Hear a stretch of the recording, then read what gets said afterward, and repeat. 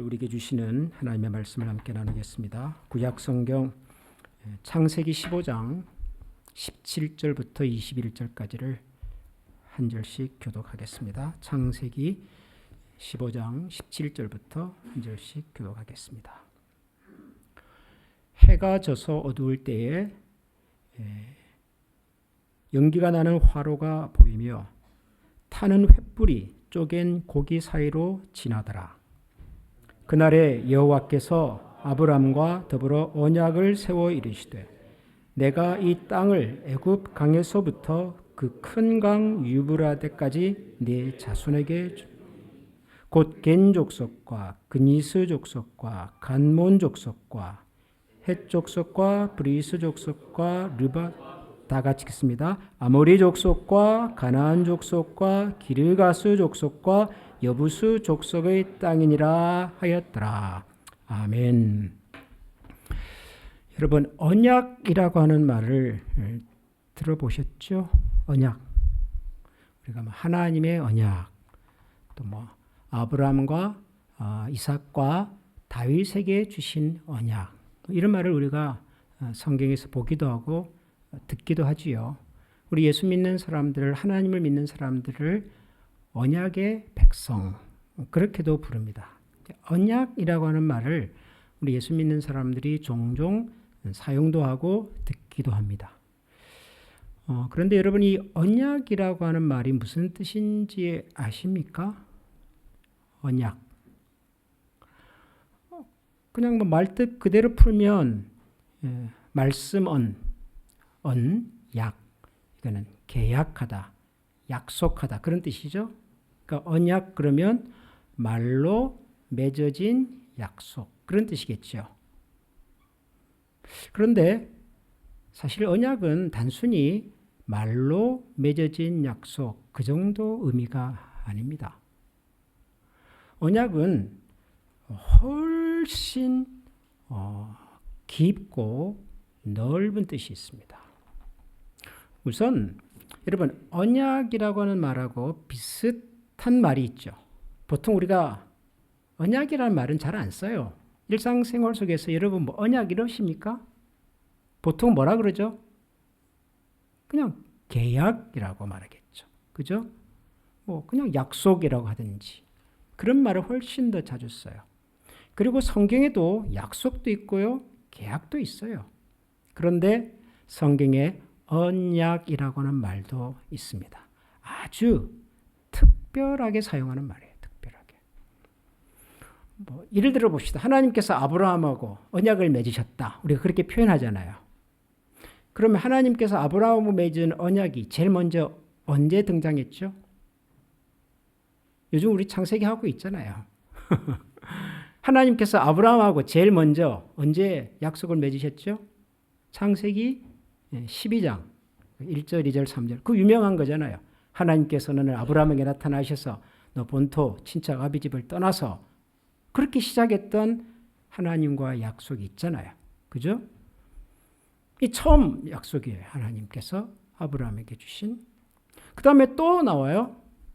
우리가 지난주에 롯 살폈잖아요. 롯이 아브라함을 떠나고 난 다음에 그 다음에 하나님이 나타나셔서 아브라함에게 또 뭔가를 말씀하시잖아요. 자, 일어나서 동서남북을 바라봐라. 내가 눈에 보이는 것을 다 너에게 주겠다. 그러면서 창세기 13장에서도 또 하나님께서 아브라함에게 비슷한 약속을 주셨어요. 그렇죠? 그런데 오늘 우리가 읽은 이 창세기 15장에 보면 이런 표현이 나와요. 18절인가요? 15장 18절. 그날에 여호와께서 아브라함과 더불어 언약을 세워 이르시되, 그래요. 그날에 하나님께서 아브라함과 언약을 세우셨다, 그래요. 그러면 그 앞의 약속은 뭐예요? 하나님께서 이미 2번이나 약속을 주셨잖아요. 그렇잖아요, 여러분. 창세기 12장에서 네 본토 친척 아비 집을 다 떠나라. 그럼 내가 너한테 주겠다 하셨잖아요. 또 롯이 떠나고 난 다음에도 하셨잖아요. 일어나서 동서 사방을 다 봐라. 네 눈에 지금 들어온 땅을 내가 너와 너 후손들에게 주겠다 하셨잖아요. 그런데 여기 와가지고 하나님이 또 이렇게 말씀하세요. 아브라함과 더불어 언약을 세웠다 그러세요. 그럼 앞에 두 개는 뭐고 이거는 뭐가요?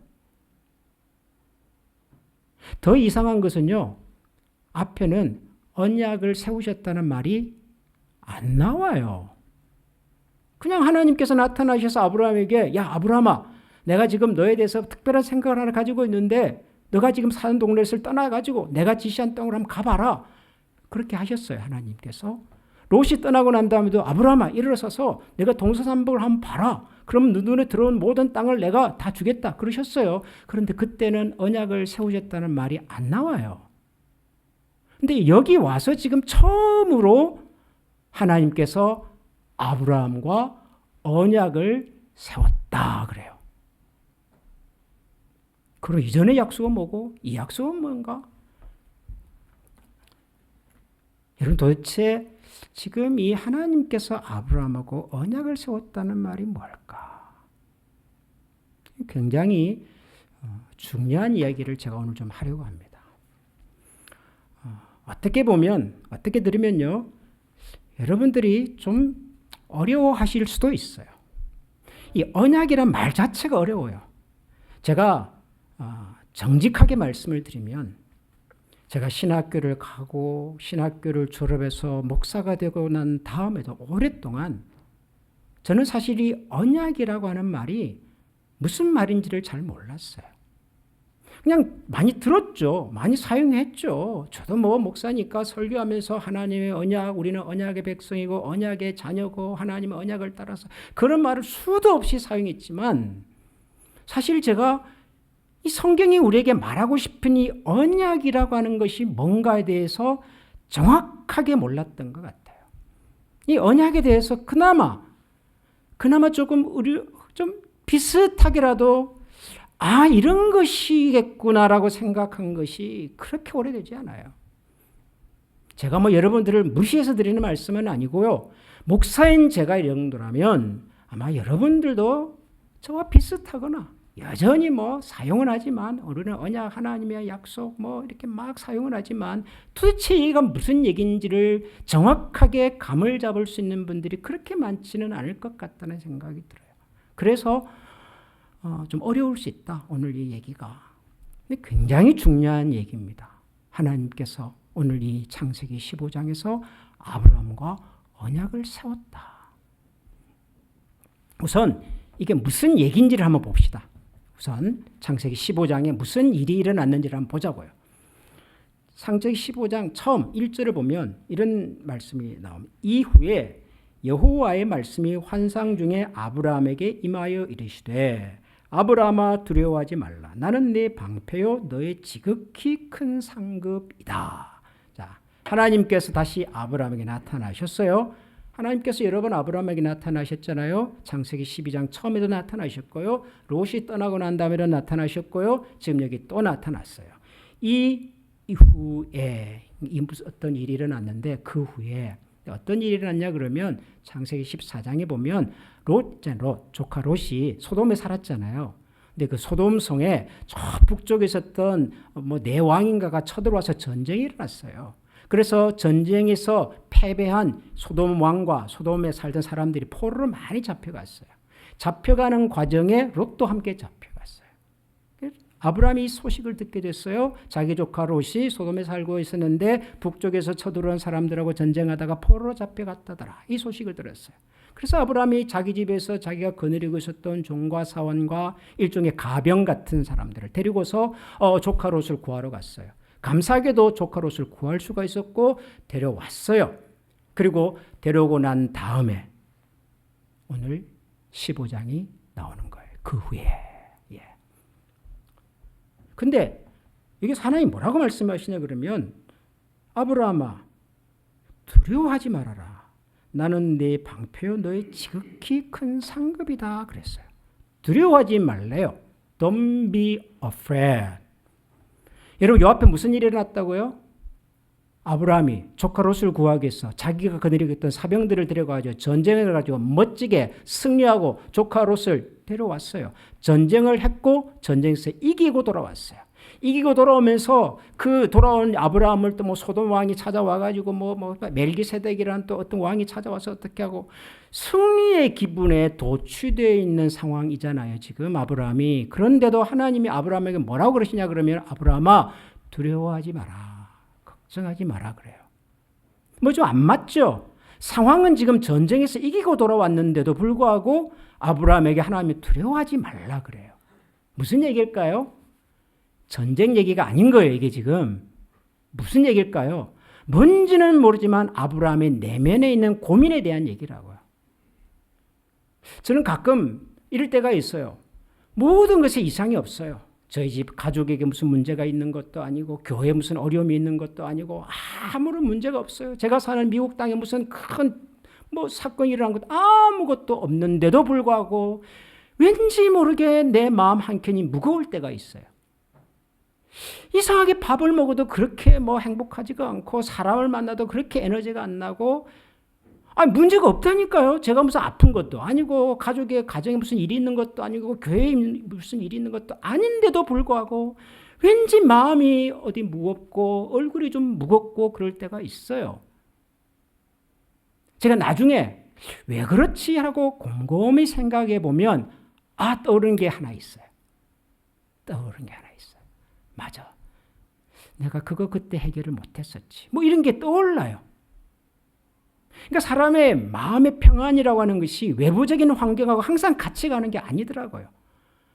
아무런 외부적인 문제가 없는데도 불구하고 내 마음이 뭔지 모르게 불안할 때가 있어요. 대한민국에 지금 뭐죠? 그 주식이 지금 5천 몇배 올라간다 그러잖아요. 저는 주식을 잘 안 하고 못 하니까 관심이 없지만 얼마나 신나겠어요. 지금 주식 시장이 옛날에 3천도 안 됐는데 5,800 그러고 있으니까. 그런데도 뉴스를 보면 어떤 사람들은 불안해한대요. 지금 이렇게 막 올라가는데도 불구하고. 여러분 잘 모르시죠? 안 하시니까 잘 모르시죠? 해보시는 분은 알 거예요. 왜 불안할까요? 이러다가 어느 날 푹 떨어질 수가 있잖아요. 이 주식이라는 게 그렇잖아요. 이게 무슨 예측대로 되는 게 아니니까요. 그러니까 우리가 살아가는 세상이 그런 거예요. 아브라함이 지금 전쟁에서 승리하고 돌아왔는데도 불구하고 하나님이 보시기에는 아브라함이 뭔지 모르게 두려움이 있는 거예요. 마음에 근심이 있는 거예요. 그래서 하나님이 이렇게 말씀하시는 거라고. 두려워하지 마라. 근데 가만히 들어보니까 아브라함의 그 두려움과 걱정의 이유가 하나 있더라고요. 그게 뭔 줄 아세요? 3절을 보면은 아브라함이 또 이르되 주께서 내게 씨를 주지 아니하셨으니 내 집에서 기른 자가 내 상속자가 될 것입니다. 이게 무슨 말이냐 그러면 하나님께서 아브라함에게 내 후손을 통해서 내 씨를 통해서 내가 열방을 복주겠다 그랬잖아요. 그랬는데 그 당시 아브라함 나이가 65세였거든요. 지금 그때로부터 시간이 좀 지났잖아요. 70세가 될지 80세가 될지 잘은 모르겠어요. 근데 이 어른이 하나님께서 말씀은 하셨는데 그 말씀이 자기에게 이루어지려면은 뭔가 자기 아내가 아기를 가지고 그 아이가 태어나고 자라고 이런 것이 눈에 보여야 하는데 아무런 일이 일어나지 않았어요. 자기 아내 사례가 아기를 가진 것도 아니고 자기한테 지금 무슨 아들이 어떻게 양자가 생겨 아무것도 없어요. 하나님은 말씀하셨는데 나한테는 아무런 변화가 안 일어나는 거예요. 그러니 아브라함의 입장에서는 답답하고 이 걱정과 두려움이 있는 거예요. 하나님은 말씀하시는데 이게 도대체 뭔가? 하나님 그렇게 말씀하셨어도 나한테는 아직 자식이 없습니다. 제가 집에서 데리고 있는 제 종한테 쟤를 제가 양자로 삼을까요? 그러자 하나님께서 아브라함에게 이렇게 말씀하십니다. 7절을 볼까요? 또 그에게 이르시되 나는 이 땅을 내게 주어 소유를 삼게 하려고 너를 갈대아인의 우리에서 이끌어낸 여호와다. 그가 이르되 주 여호와여 내가 이 땅을 소유로 받을 것을 무엇으로 알리까? 계속 지금 뭐라 그러죠? 밀당하는 거죠. 하나님하고. 하나님은 말씀하시고 나는 못 믿겠습니다. 이러고 있는 거예요. 두 사람이 지금. 그러자 9절에서 여호와께서 그에게 이르시되 나를 위하여 3년 된 암소와 3년 된 암염소와 3년 된 숫양과 산 비둘기와 집 비둘기 새끼를 가져올지니라. 아브라함이 그 모든 것을 가져다가 그 중간을 쪼개고 그 쪼갠 것을 마주 대하여 놓고 그 새는 쪼개지 아니하였으며. 이게 지금 무슨 얘기냐 그러면 지금 하나님하고 아브라함하고 지금 밀당하고 있잖아요. 하나님은 내가 이럴 거다. 아브라함, 나 아직 자식도 없는데요.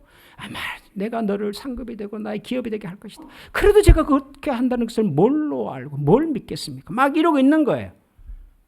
그러자 하나님께서 아브라함에게 뭐 3년 된 뭐 암염소, 뭐 암양, 순양, 하여튼 동물들을 데리고 와라. 그리고 쪼개라. 갈라놔라. 이까지 하신 거예요. 그리고 난 다음에 17절로 쭉 내려가 보면 가운데 있는 내용을 제가 생략합니다. 해가 져서 어두울 때에 연기 나는 화로가 보이며 타는 횃불이 쪼갠 고기 사이로 지나더라. 해가 져서 어두울 때에 아마 오전에 하나님과 아브라함이 그렇게 했던 것 같아요. 동물을 쪼개서 갈라놓고 그 다음에 대화가 계속 진행이 됐죠. 해질 무렵이 되었을 때에 연기 나는 화로가 보이며 타는 횃불이 쪼갠 고기 사이로 지나갔다.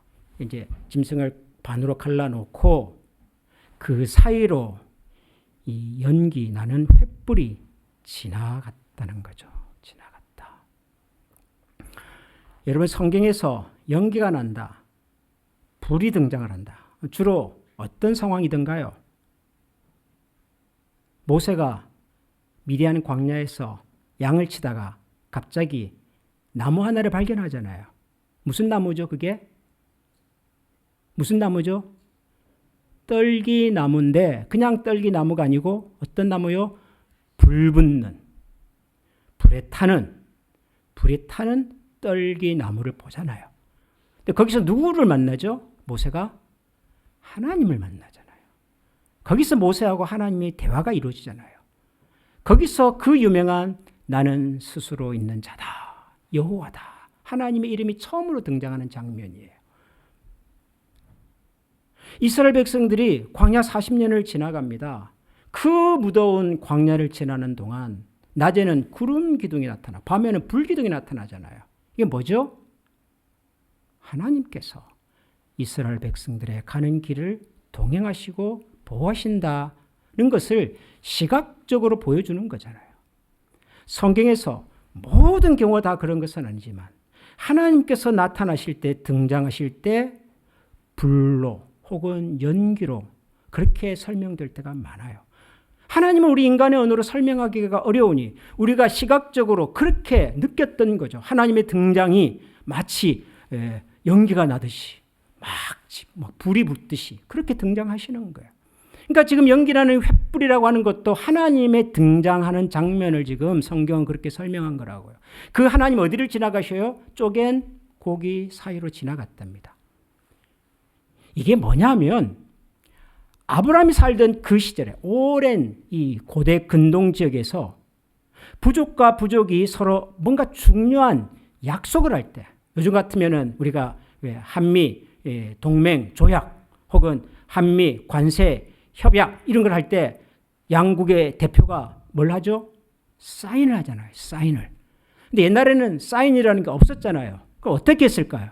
이 고대 근동 지역에서는 두 민족의 대표가 각각 이 짐승을 쫙 반으로 쪼개놓고 그 사이로 두 족장이 지나가는 거예요. 같이 지나가는 거예요. 무슨 의미냐 그러면은 이제 당신과 우리가 약속을 맺었습니다. 서로 침략하지 않기로, 서로 해치지 않기로, 서로 협력하기로 약속을 맺었습니다. 그리고 그 약속을 지키겠다고 하는 의미로 우린 지금 이 짐승을 둘로 쪼개놓고 그 사이로 지나갑니다. 무슨 의미냐 그러면 만약 우리 중에 한 사람이 약속을 어기면 어떻게 된다고요? 이 쪼개진 짐승처럼 우리의 목숨을, 우리가 가진 모든 것을 우리가 내어놓겠습니다. 에 대한 약속인 거예요. 그래서 짐승을 쪼갰다고 하는 것은 짐승이 죽음으로 이 약속을 표징하는 것처럼 우리도 이 약속을 우리의 생명으로 우리의 모든 것을 걸고 지키겠습니다라고 하는 의식인 거예요. 의식. 쪼갠 짐승 사이로 두 지도자가 지나간다는 것은. 여기까지 이해가 되시죠? 그런데 자, 얘기를 봅시다. 지금 누구하고 지금 약속을 해요? 하나님과 아브라함하고 지금 약속하는 거예요. 자, 그래서 하나님이 아브라함에게 짐승 가져와 둘로 나누어 해놨어요. 자, 그럼 그 다음 마지막 순서가 뭐라고요? 하나님과 아브라함이 뭐 손을 맞잡든지 아니면 앞을 향하여 같이 뚜벅뚜벅 걸어가는 거예요. 그러면 약속이 체결이 되는 거예요. 약속이 확인이 되는 거예요. 하나님과 아브라함 사이 약속이 이루어진 겁니다. 그렇죠? 그런데 성경을 볼까요? 다시 18절을 제가 읽습니다. 그날에 여호와께서 아브라함과 더불어 언약을 세워 이르시되 내가 이 땅을 애굽 강에서부터 그 큰 강 유브라데까지 내 자손에게 주노라. 세웠대요. 약속이 체결이 됐대요. 그런데 17절에 보면은 그 짐승 사이로 지나간 분은 횃불 하나밖에 없어요. 아브라함 지나갔습니까? 안 지나갔어요. 누가 지나갔어요? 횃불만 지나갔어요. 약속의 당사자인 아브라함과 하나님이 같이 지나가야 맞는데 이 사건에서는 하나님만 지나갔어요. 그런데도 언약이 체결이 됐대요. 무슨 말인지 아시겠습니까? 여러분, 언약이라고 하는 것은요, 어떤 의미에서는 하나님께서 아주 주도적으로, 하나님께서 아주 일방적으로 책임을 가지고 만들어 가시겠다는 하나님의 약속이에요. 여러분, 우리 인간이 어떻게 하나님하고 약속의 상대자가 될 수 있습니까? 저와 여러분이 어떻게 살아계신 하나님하고 계약의 당사자가 될 수가 있습니까? 우리가 물건 하나를 사고 팔 때도요, 사는 사람과 파는 사람이 어떤 부분에서 맞아야 되겠어요. 돈을 주겠다고 하는 사람은 그만큼의 돈이 있어야 하고, 그걸 팔겠다고 하는 사람은 그 물건을 정말로 가지고 있어야 돼요. 어떤 가치에 대해서 한 사람은 그 가치를 지불할 능력이 있든지 한 사람은 그 가치를 소유할 능력이 있든지 뭐가 비슷해야 계약이 되는 거라고요. 안 그렇습니까?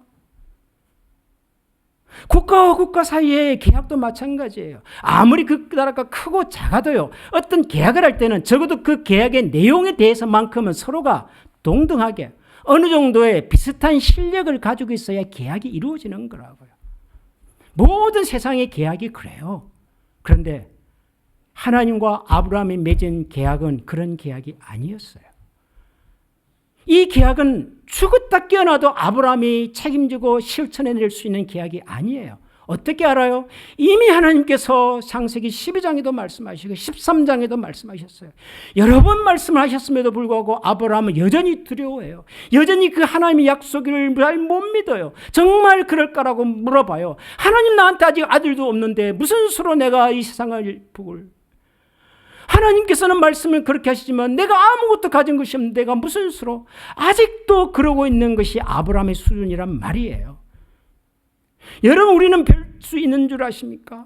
하나님께서 어느 순간 저와 여러분을 정말 긍휼히 계셔서 찾아와 주셨어요. 말씀해 주셨어요. 내가 너를 통하여 큰 민족을 이루겠다고 말씀하셨고, 우리에게 예수 그리스도라고 하는 그분을 통하여 하나님의 자녀가 되는 특별한 능력과 권세를 주셨어요. 그래서 우리가 지금 여기 와 있잖아요. 그런데도 불구하고 우리가 그날 이후로 얼마나 하나님에 대하여 많이 질문하고 의심하고 때로는 도망도 가고 외면도 하고, 여러분, 우리가 그렇게 살아오지 않았습니까? 아닙니까?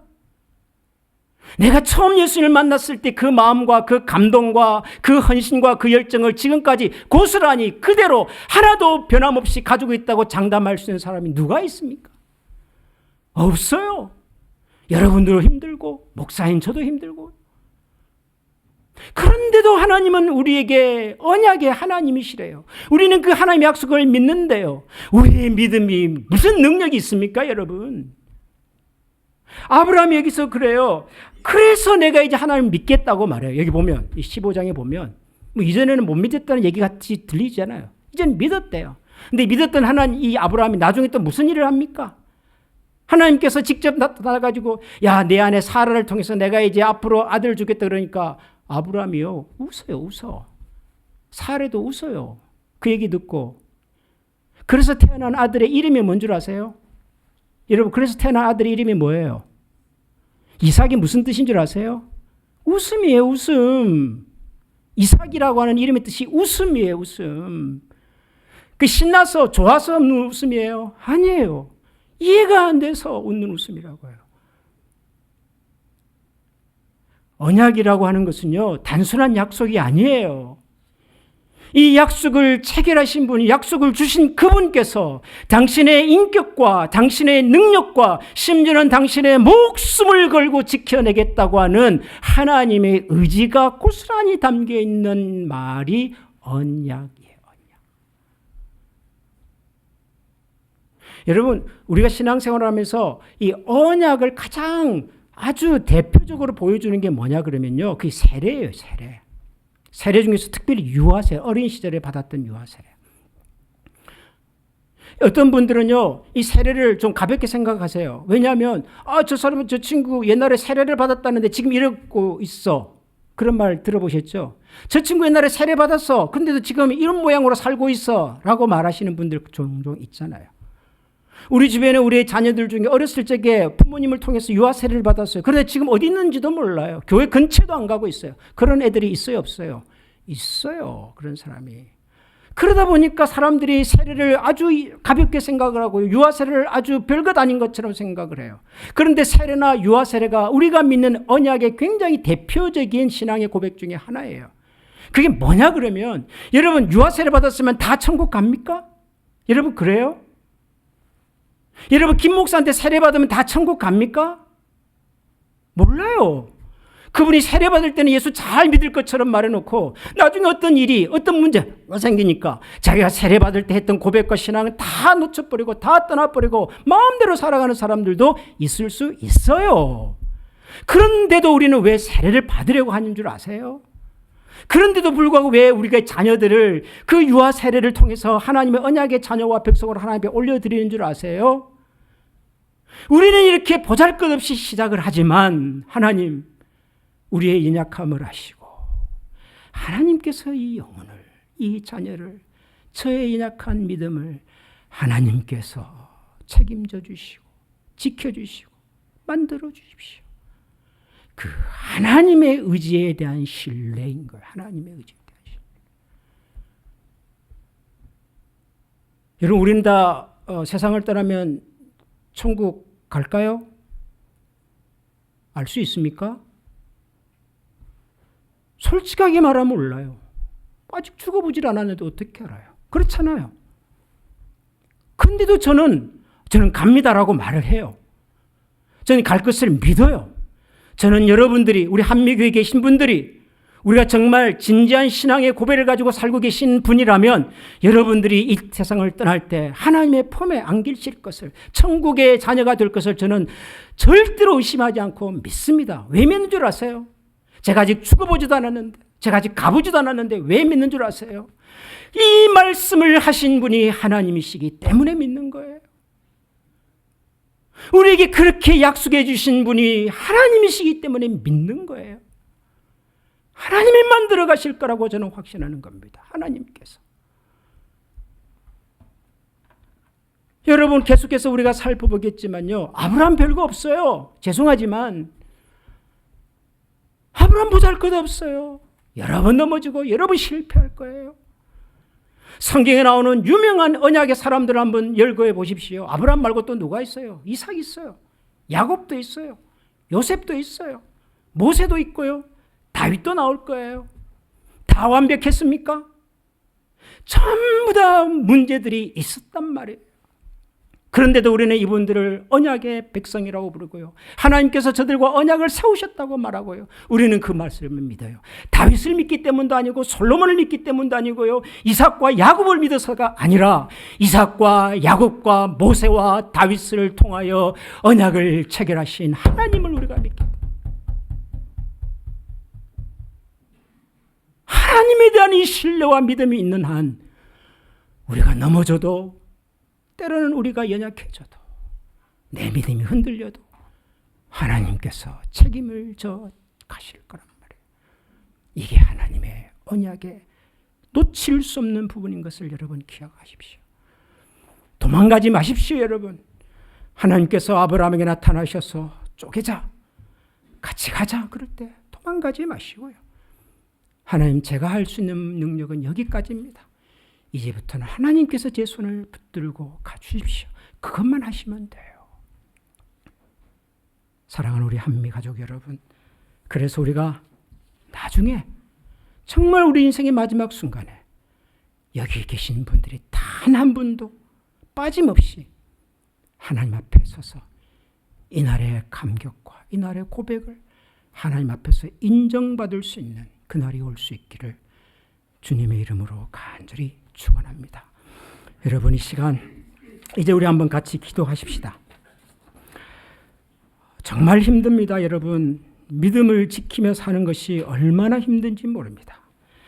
믿음대로 사는 것, 믿음을 따라 사는 것, 믿음을 증명하며 사는 것, 여러분 정말 힘듭니다.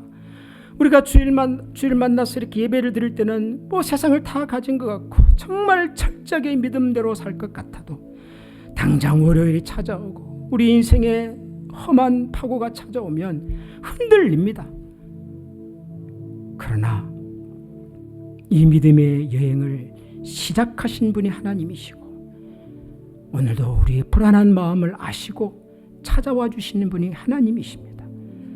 그 하나님께 여러분 두 손을 맡겨드리시고 하나님께서 하나님의 의지를 가지고 이루어 가실 것을 기대하시면서 하나님의 손을 놓치지 않게 도와달라고, 하나님의 흔적을 떠나지 않게 도와달라고 우리 시간 한 번 더 다 같이 마음을 모아 한번 기도하겠습니다. 기도합니다. 하나님 아버지, 존귀하신 하나님을 전능하신 하나님의 전능하신 주님의 일어나 있음을 저드리겠습니다. 믿음의 소원을 가지고 하나님을 믿고 의지하며 하나님 도우시고 하나님 그렇게 찾아주시기를 간절히 소원합니다. 걸어가신 하나님의 능력이 우리 속에 있는 것을 떠나지 않고 마음의 손을 들어서 하늘의 하나님을 응원하시고 중요한 중으로 하나님 우리 가운데 역사해 주시옵소서. 우리 이 시간 다 같이 한번 찬양하겠습니다. 전능하신 나의 주 하나님을 능치 못하실 일 전혀 없네. 우리의 모든 간구도 우리의 모든 생각도 우리의 모든 꿈과 모든 소망도 신실하신 나의 주 하나님을 우리의 모든 괴로움 바꿀 수 있네. 불가능한 일 행하시고 죽은 자를 일으키시 그를 이길 자 아무도 없네. 주의 말씀 의지하여 깊은 곳에 금을 던져 오늘 그가 놀라운 일을 이루시는 것 보라. 주의 말씀 의지하여 믿음으로 금을 던져 믿는 자에게 능치 못할 주의 말씀 의지하여 주 말씀 의지하여 깊은 곳에 금을 던져 오늘 그가 놀라운 일을 이루시는 주의 말씀 의지하여 믿음으로 금을 던져 믿는 자에게 능치 못함은데. 주님, 밤새도록 그물을 던졌지만 아무것도 거둘 수 없었던 베드로를 주님께서 찾아주셨습니다. 밤이 맞도록 수고하였지만 아무것도 얻은 것이 없다고 낙심해 있는 베드로에게 주님 찾아가셔서 네 오른편에 그물을 던지라고 말씀하셨던 주님,